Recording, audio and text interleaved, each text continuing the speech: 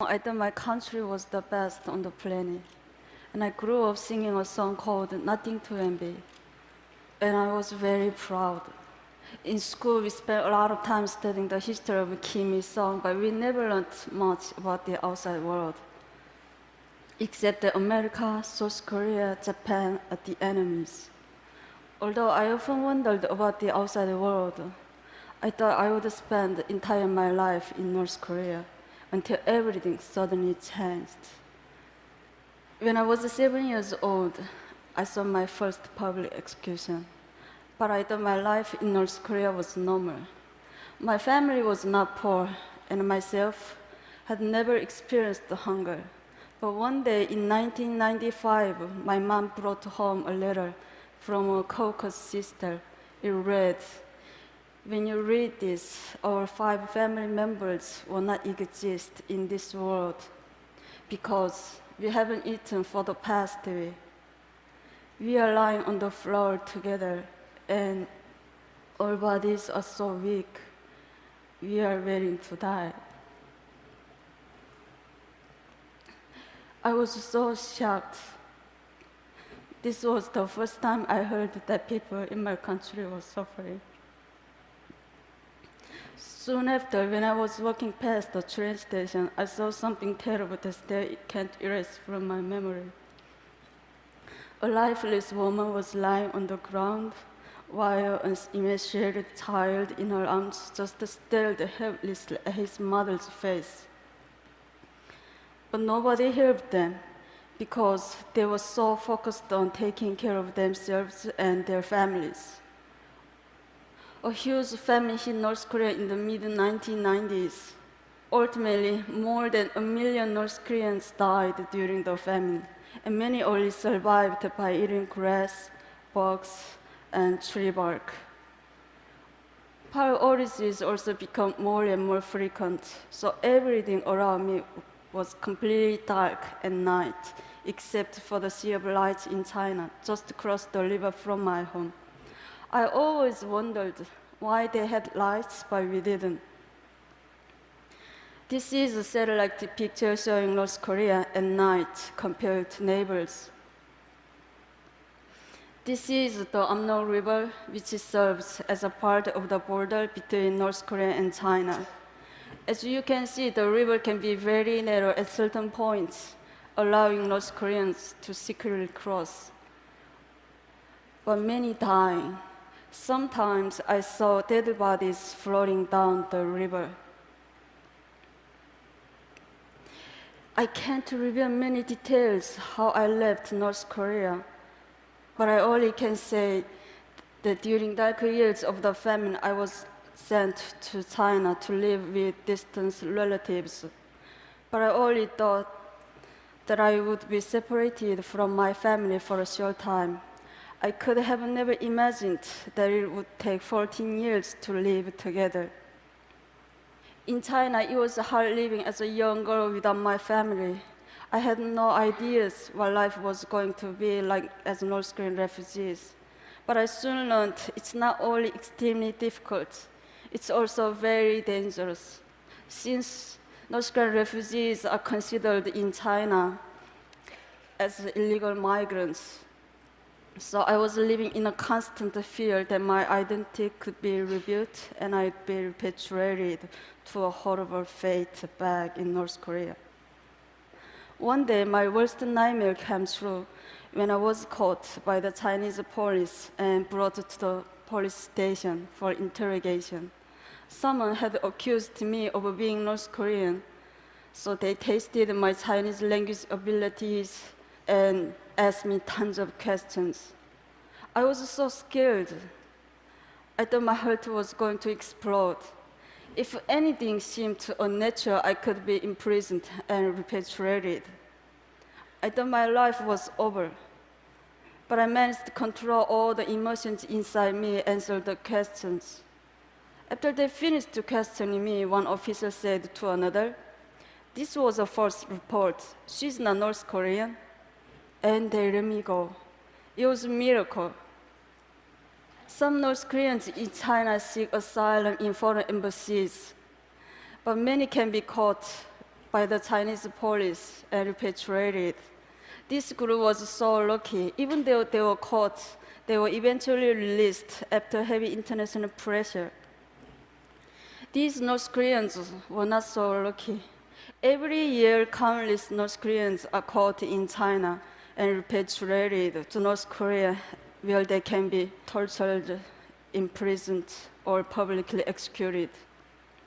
Even though I was really fortunate to get out, but many other North Koreans have not been so lucky. It's tragic that North Koreans have to hide their identities and struggle so hard just to survive. Even after learning a new language and getting a job, their whole world can be turned upside down in an instant. That's why after 10 years of hiding my identity, I decided to risk going to South Korea. And I started new life yet again. Settling down in South Korea was a lot more challenging than I had expected. English was so important in South Korea, so I had to start learning my third language. Also, I realized there was a wide gap between North and South. We are all Korean, but inside we have become very different due to 67 years of division. I even went through an identity crisis. Am I South Korean or North Korean? Where am I from? Who am I? Sadly, there was no country I could proudly call my own.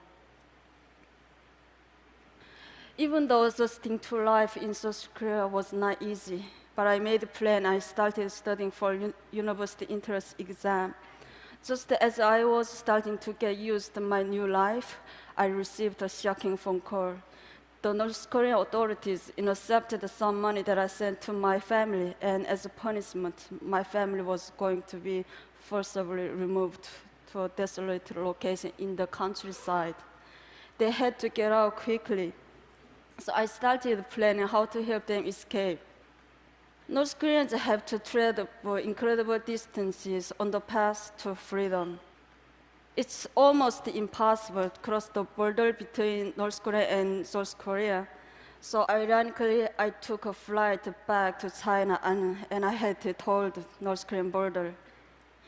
Since my family couldn't speak Chinese, I had to guide them.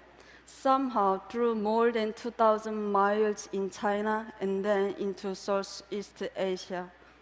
The journey by bus took 1 week, and we were almost caught several times. One time, our bus was stopped and boarded by a Chinese police officer. He took everyone's ID cards and he started asking them questions.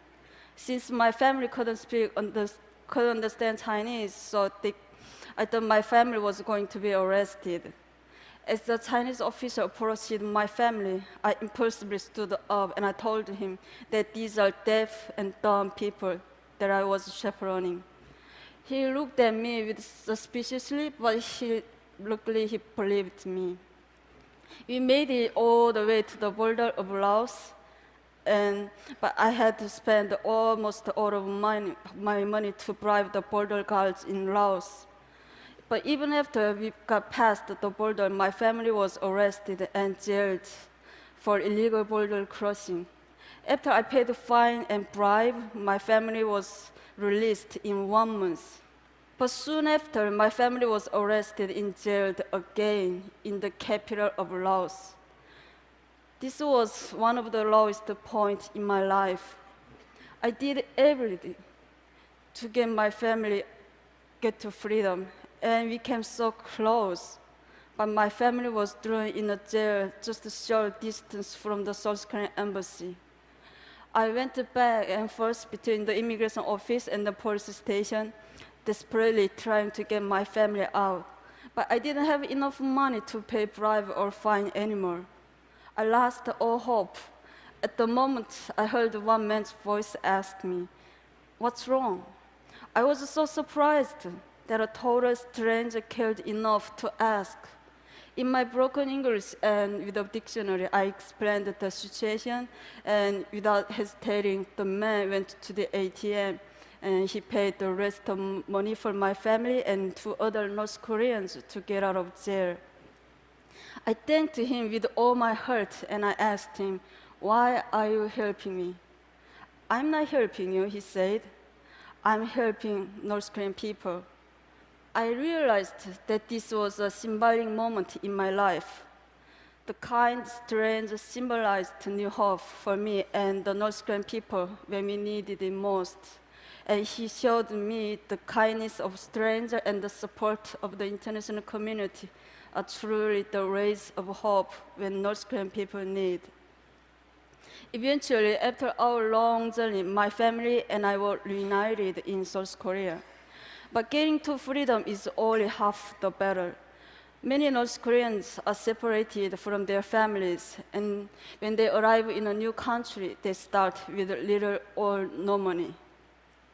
So we can benefit from international community for education, English language training, job training, and more.